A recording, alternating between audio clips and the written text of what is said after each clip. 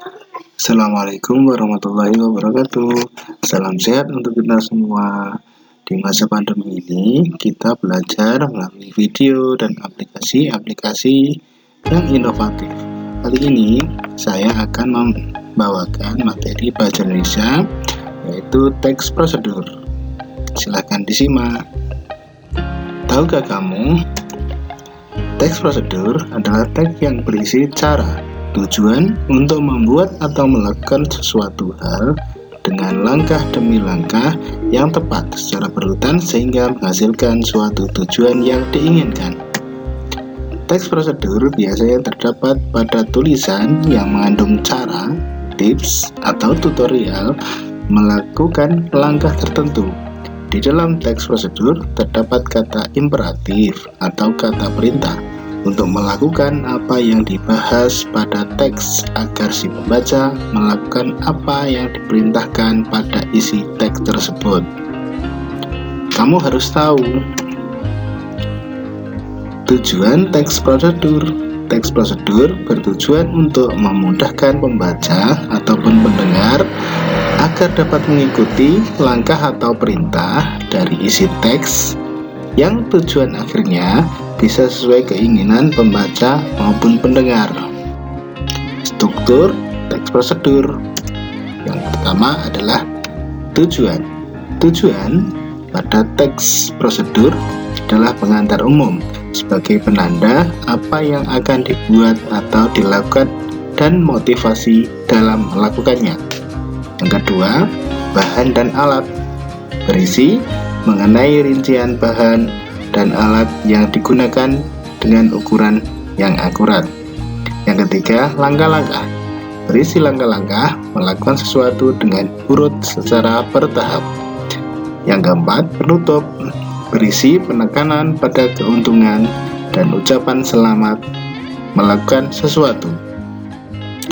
Ciri-ciri teks prosedur meliputi menggunakan pola kalimat perintah atau imperatif. Kalimat perintah merupakan kalimat yang mengandung makna meminta atau memerintah sesuatu untuk melakukan sesuatu. Contohnya, tolong matikan keran itu. Yang kedua, jangan membuat ribut anak-anak. Yang ketiga, saya minta kerjakan tugasmu tepat waktu. Yang kedua, menggunakan kata kerja aktif. Kata kerja yang memberikan suatu tindakan kepada objeknya, misalnya menyiram, membungkus, melempar, dan lain-lain. Ciri-ciri berikutnya, menggunakan kata penghubung atau konjungsi untuk mengurutkan kegiatan. Kata penghubung yang menyatakan waktu kegiatan yang hadir dan bersifat kronologis.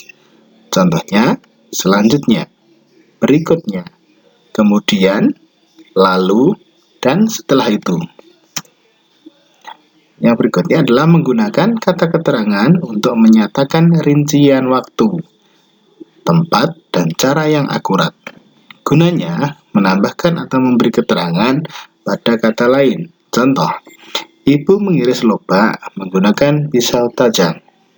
Contoh kedua, Inta menyiram bunga dengan tangki air miliknya. Yang ketiga, aku harus pergi ke rumah paman sekarang. Ciri-ciri berikutnya antara lain, yang pertama, terdapat tujuan, langkah-langkah, dan penutup. Menggunakan kalimat imperatif atau kalimat perintah, sehingga pembaca bisa mengikuti apa yang diperintahkan pada sebuah teks. Yang ketiga, menggunakan kalimat penghubung, sehingga dari awal dan akhir teks saling terkait. Keempat, menggunakan kalimat langsung dan tidak langsung. Kelima, menggunakan kalimat saran dan larangan.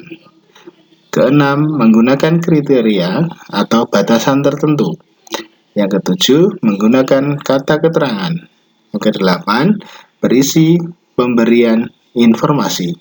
Yang kesembilan, berisi langkah-langkah yang terperinci.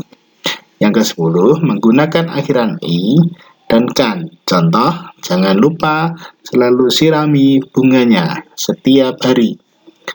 Lemparkan bola tersebut ke atas. Macam-macam teks prosedur antara lain teks prosedur sederhana. Teks prosedur sederhana yaitu teks yang berisi langkah-langkah sederhana yang biasanya hanya 2-4 langkah saja dalam melakukannya.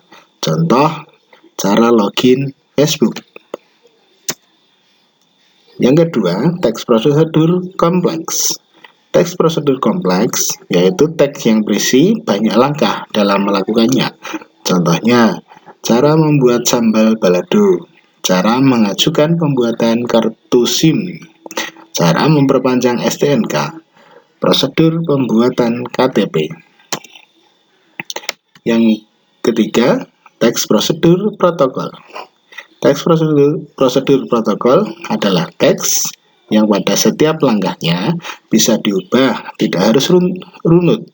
Walaupun berubah, tetapi hasil akhirnya tetap sama. Misalnya, jika memasak mie instan, kita bisa merebus dengan memasukkan mie dan bumbu ke dalam air rebusan dari tungku, atau bisa memasukkan air panas ke dalam wadah yang berisi mie, lalu masukkan bumbu. Contoh cara membuat KTP. Ini adalah contoh teks prosedur.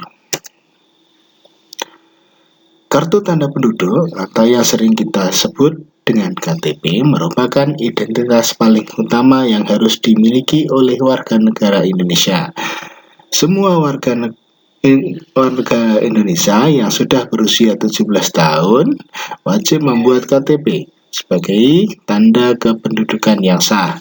Sehingga sangat penting bagi Anda untuk mengetahui prosedur dalam membuat KTP. Berikut langkah-langkah membuat KTP. Menyiapkan semua dokumen yang diperlukan, yaitu 1. Akte kelahiran, yang kedua, kartu keluarga, yang ketiga, kartu pelajar, yang keempat, pas foto ukuran 3x4 dan 2x3.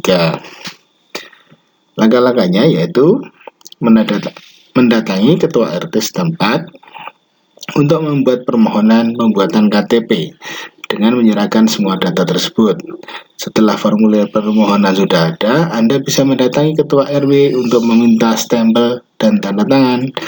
Lalu, Anda mendatangi kantor kelurahan setempat untuk meminta stempel dan tanda tangan. Setelah semua sudah siap, Anda mendatangi kantor kecamatan dan melakukan sesi foto dan rekam sidik jari. Terakhir, Anda menunggu KTP sampai jadi selama seminggu sesuai dengan ketentuan yang berlaku. Ini contoh teks prosedur membuat KTP.